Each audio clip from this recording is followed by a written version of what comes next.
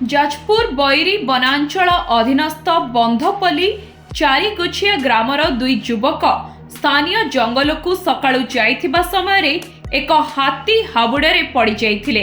घटनास्थल रे हाथीटी चारिगोछिया ग्रामर रवि बिंधाणी को आक्रमण करी दली देइथिला। फलरे उक्त युवक संज्ञाहीन होई पड़िथिले। आउ जणे युवक कौशलक्रमे खसी जिबारे सक्षम होइथिले।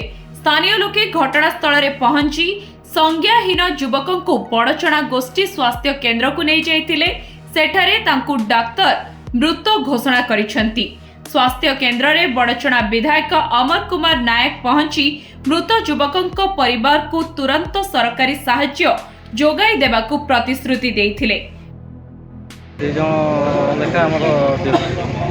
जन जाऊले कहले जंगल बुली देके आसिक आम कम को जीवा गला भर हाथी कौटे आपास करदे जड़े खसिक पलि आस गचर कौटे धर ये कौन सबदिन जाती ना सबुदिन ना पाड़ी हिसाब आज आंकर पाड़ी ये केत जाइए सका 6टा 6:30 जाइए तुम केमती कौन खबर पाइल से जी दौड़ के आसला सी डाकिला चिल्लैक आम दौड़ गला खेचला से पड़ जाए।